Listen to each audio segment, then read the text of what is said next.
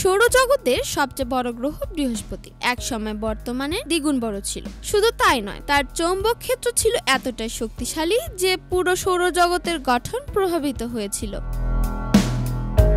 সাম্প্রতিক গবেষণায় বিজ্ঞানীরা বলেছেন প্রায় 450 কোটি বছর আগে সৌরজগৎ যখন গঠনের প্রাথমিক রূপে ছিল, বৃহস্পতি তখন ছিল অনেক বড় এবং আকারে বেশি শক্তিশালী। আমরা এখন যেটা দেখি সেটা বৃহস্পতির পরিণত রূপ, কিন্তু সে সময় এটি ছিল একটি বিশাল গ্যাসীয় দৈত্য যার আকৃতি ছিল বর্তমানের প্রায় দ্বিগুণ।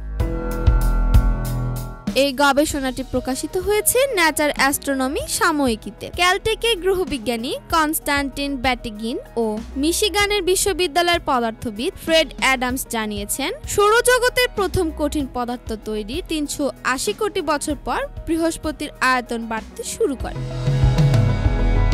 তখন চারদিকে ছিল গ্যাস, ধুলাবালির প্লুটোপ্ল্যানেটারি ডিস্ক যা ধীরে ধীরে সূর্যের চারপাশ থেকে উধাও হচ্ছিল। আর সেই সময়ে বৃহস্পতির চৌম্বক ক্ষেত্র ছিল অতীব শক্তিশালী, এতটাই শক্তিশালী যে আশেপাশের গ্যাস ও পদার্থ টেনে নিয়ে নিজেকে বিশাল করে তোলে।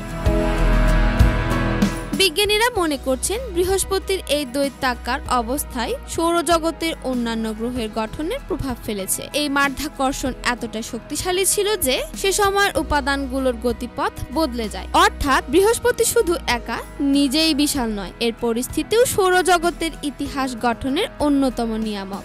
এই গবেষণার অংশ হিসেবে বিজ্ঞানীরা পর্যবেক্ষণ করছেন বৃহস্পতির দুটি ছোট চাঁদ অ্যামালথিয়া ও থিব। তারা বলছেন এই চাঁদগুলো বৃহস্পতির সবচেয়ে ছোট গ্যালিলিয়ান উপগ্রহের হলেও কক্ষপথ হেলে থাকায় এরা সবচেয়ে কাছ থেকে গ্রহটিকে প্রদক্ষিণ করে।